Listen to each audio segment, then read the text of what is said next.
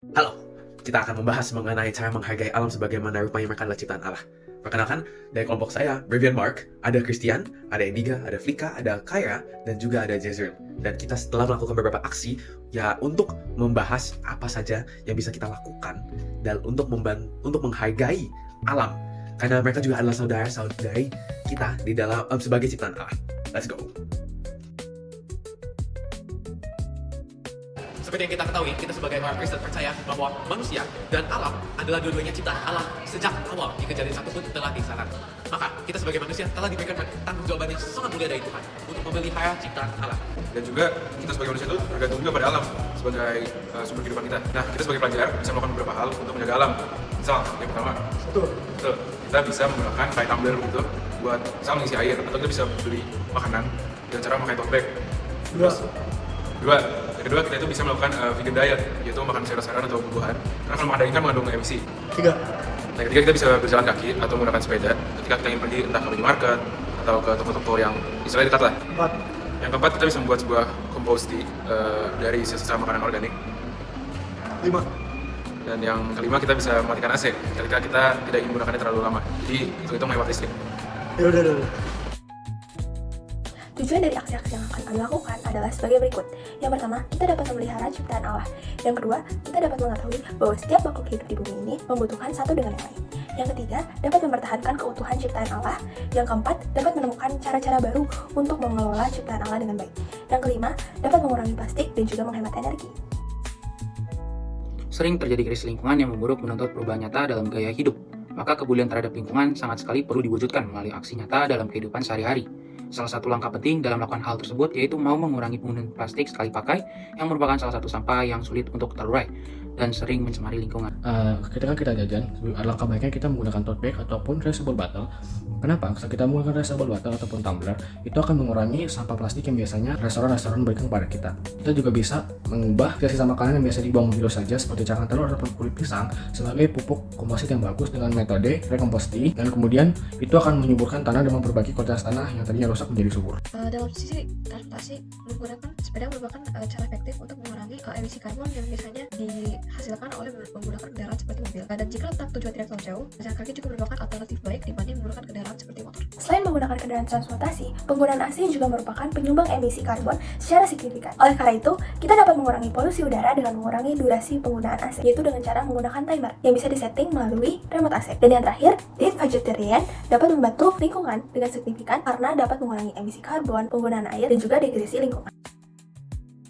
Mazmur 119 ayat 16, langit itu langit kepunyaan Tuhan dan bumi itu telah diberikannya kepada anak-anak. Ayat ini mengandung makna bahwa manusia bertanggung jawab terhadap bumi. Tuhan sebagai pencipta dan pemilik langit dan bumi dan telah mempercayakan bumi kepada manusia untuk dijaga, dirawat, dikembangkan, dan dipelihara. Oleh karena itu, menjaga alam bukan hanya sebuah tindakan, melainkan wujud ketaatan kita kepada Tuhan dan penghormatan kita kepada Allah. Untuk media yang kita gunakan untuk merekam aksi-aksi tersebut yaitu HP seperti media utama dan tablet sebagai gawai perekaman. Untuk alat yang dipergunakan dalam aksi pertama yaitu penggunaan plastik. Pertama kita menggunakan tumbler, dan kedua kita menggunakan tote bag.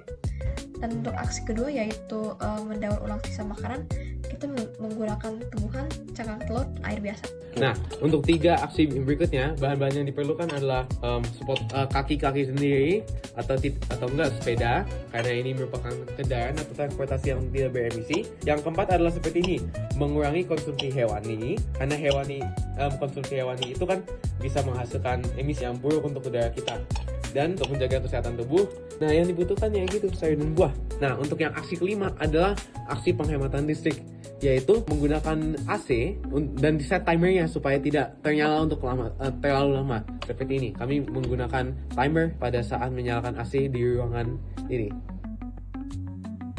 Selanjutnya untuk laporan kegiatan kelompok kami, mulai dari waktu pelaksanaannya dari Selasa hingga Jumat 6-9 Mei 2025, tempat pelaksanaannya di lingkungan tempat tinggal kami masing-masing. Yang ketiga untuk deskripsi kegiatannya mulai dari aksi yang pertama, di sini kami mengurangi penggunaan plastik dengan cara membawa botol minum ke sekolah ataupun dengan belanja menggunakan tote bag. Untuk aksi yang kedua, di sini kami membuat fertilizer atau pupuk dari sisa makanan, yaitu di sini kami menggunakan cangkang telur yang baik sekali untuk pertumbuhan tanaman. Untuk aksi yang ketiga, di sini kami mengurangi penggunaan polusi udara dengan cara menggunakan sepeda ataupun jalan kaki jika berpergian dengan jarak yang dekat. Untuk aksi yang keempat, di sini kami melakukan diet vegetarian selama 2-3 hari sehingga kami melakukan pola hidup sehat. Untuk aksi yang kelima, mengurangi penggunaan listrik atau emisi karbon dengan menyalakan timer AC. Yang keempat, dokumentasi kegiatannya melalui video.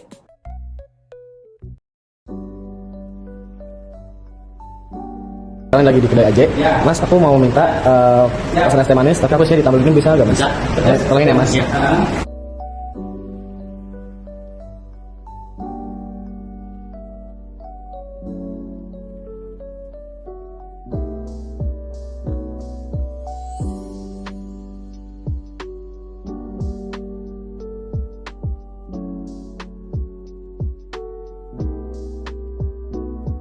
Iya Pak, saya lihat biasa di satu sama ini sama ini.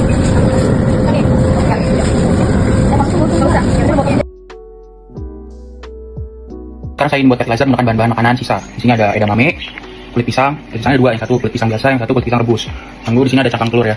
Langsung aja kita masukkan ke dalam kotak botol sini.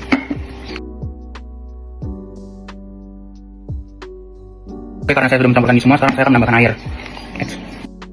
Jadinya adalah fertilizer yang sudah saya diamkan selama 1 hari 1 malam. Langsung kita eksekusikan, siram ke tanaman. Udah bentuk gas gitu ya. Oke.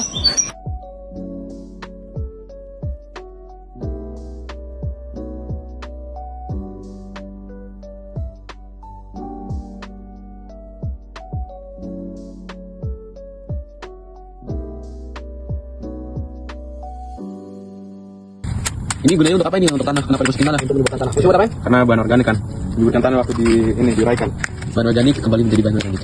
Debu menjadi debu sesuai dengan kata Alkitab. Benar? Nah, proses pembuatan pupuk ini akan memakan berapa waktu? Tetapi akan dipercepat. Dengan saya, kita mendiamkannya.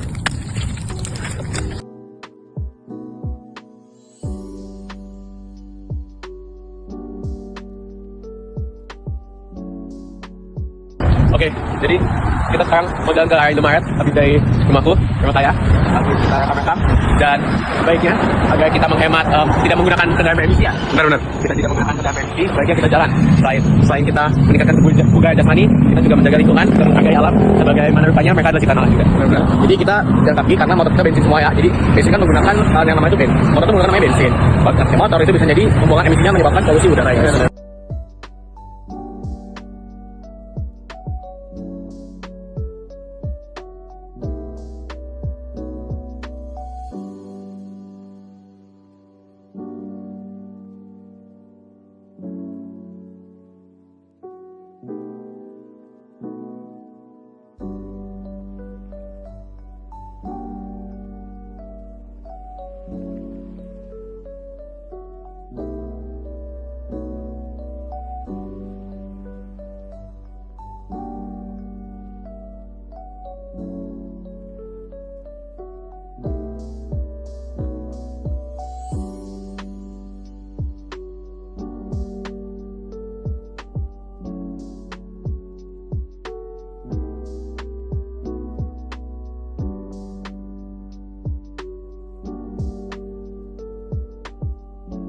Oke guys, kalau kalian bisa lihat AC-nya akan mati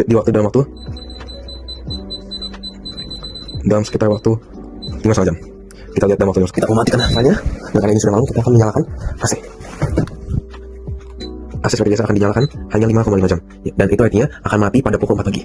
Malam ketiga, saya akan menyalakan AC dan menyalakan timer hingga waktu 5,5 jam. Artinya akan mati lagi pada jam 4 pagi.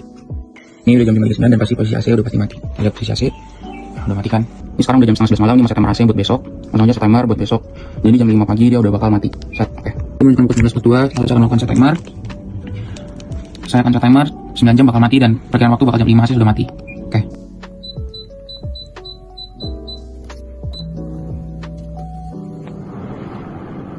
Sekarang jam 4 sore dan di sini saya menyalakan timer AC 30 menit untuk mengerjakan tugas. Dan AC sudah mati. Sekarang pukul setengah 4 sore dan di sini saya set 1 jam untuk saya beristirahat dan AC sudah mati. Hari ini Selasa 6 Mei 2025 pukul 22.44. Saya akan mengangkat listrik dengan cara menyalakan AC hanya untuk 4 jam sebelum tidur.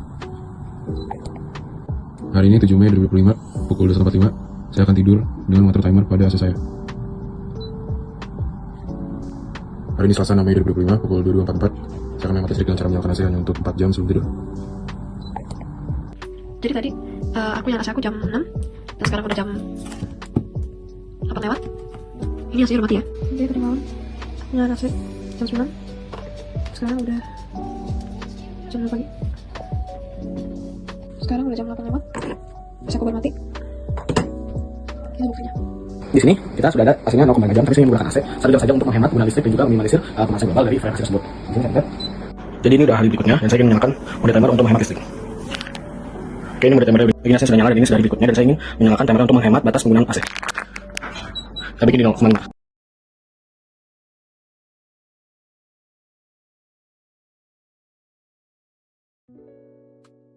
Oke, juga ada beberapa kendala dan juga tantangan dalam melakukan aksi-aksi tersebut. Yaitu kendala pertama adalah kurangnya waktu yang diberikan untuk menjalankan aksi tersebut. Lalu kendala kedua adalah kurangnya kekerapan dan pengenalan terhadap disiplin dan melakukan aksi. Kemudian ada tantangan. Tantangan pertama adalah kesempatan untuk belajar mengatur waktu walaupun sulit. Tantangan kedua adalah kesempatan belajar mengasihi alam dan menjalankan kehidupan sehat dan organik. Setelah melaksanakan proyek ini, terdapat berbagai dampak positif yang kami rasakan, baik secara diri kami pribadi atau terhadap lingkungan sekitar. Yang pertama, tentu saja kami menjadi lebih sadar akan pentingnya menjaga alam, sehingga kami itu mulai merubah kebiasaan kami menjadi lebih positif. Nah, ini bisa dilakukan dengan berbagai cara, seperti yang kami sebutkan tadi, kami membuat tumbler, terus menggunakan tote bag, terus kami juga menghemat listrik melalui penggunaan timer pada AC. Selain itu, kami juga memilih buat berjalan kaki atau bersepeda buat jarak yang dekat, misalnya untuk kita ke Alfamart. Terus kami juga mencoba pola makan sehat dengan mengurangi konsumsi daging, dan kita menggantinya dengan sayur-sayuran dan buah-buahan. Selain itu, kami juga berhasil mengurangi jumlah sampah plastik dan organik dengan membawa wadah kami sendiri. Dan kami juga membuat kompos sisa makanan. Jadi, proyek ini juga meningkatkan kualitas hubungan kami dengan alam. Karena melalui proyek ini kami sadar bahwa menjaga lingkungan itu bukan hanya kewajiban, tetapi merupakan bentuk rasa syukur dan penghormatan kita kepada Tuhan. Jadi, tak kalah penting, proyek ini juga mempererat kerjasama tim. Karena kami belajar untuk saling berbagi tugas, saling mendukung, dan menghadapi tantangan bersama. Sebagai seorang manusia remaja yang telah diciptakan oleh Tuhan Allah, saya semakin mengerti bahwa ada komitmen untuk bertanggung jawab yang harus dipenuhi dalam memelihara alam. Melalui proyek aksi kasih ini, saya semakin mengerti bahwa ada banyak sekali tindakan yang bisa dilakukan untuk memelihara alam, sebagaimana rupanya mereka adalah saudara-saudari di dalam ciptaan Allah. Dengan bisa mengorbankan kebiasaan yang serba cepat, serba instan, kita bisa memperpanjang kehidupan yang telah Allah berikan di dunia ini di dalam alam. Saya sebagai remaja berkomitmen untuk menjaga alam sebagai bentuk tanggung jawab saya terhadap ciptaan Allah. Melalui hal sederhana seperti tidak membuang sampah sembarangan dan merawat lingkungan sekitar, saya sudah ikut serta dalam melestarikan bumi yang telah Allah titipkan kepada kita. Sebagaimana seorang remaja Kristen, tentu saja saya itu harus berkomitmen melalui pengajaran Kristen di tiap tatanan sosial, baik itu keluarga saya, sekolah, masyarakat, maupun gereja. Saya itu selalu dituntut untuk berperilaku sebagaimana mestinya. Dan dalam konteks ini adalah lingkungan dan alam. Oleh karena itu, saya mau berkomitmen untuk melestarikan alam dengan beberapa cara yang sederhana, yaitu seperti yang tadi, yaitu dengan kesadaran saya untuk menggunakan plastik dan listrik dengan bijak. Saya sebagai pelajar SMA, tentu saya memiliki tanggung jawab dalam menjaga keutuhan ciptaan Allah. Contoh bentuk nyata saya dalam menjaga keutuhan ciptaan Allah adalah saya meminimalisir penggunaan AC dan juga meminimalisir penggunaan listrik pada siang hari ataupun malam hari, meminimalisir penggunaan gas beremisi seperti kendaraan motor ataupun mobil, dan saya memilih untuk jalan kaki dibandingkan menggunakan kendaraan tersebut. Walaupun kecil, menghemat listrik dan AC dan juga sering jalan kaki, saya percaya langkah itu bisa berdampak baik bagi lingkungan sekitar. Sebagai remaja, saya berkomitmen untuk terus melestarikan ciptaan Tuhan Allah dan juga berkomitmen untuk memiliki sikap hormat dan kasih kepada lingkungan sebagai rasa syukur kepada Allah. Saya mau berkomitmen dan berjanji ingin ikut serta dalam pelestarian lingkungan dengan cara membuang sampah pada tempatnya, tidak membuang sampah secara liar atau sembarangan, dan menggunakan sumber daya energi listrik secara bijak dan benar. Karena Tuhan sudah menciptakan itu dengan demikian rupa, maka kita harus menjaganya dan melindungi dengan benar.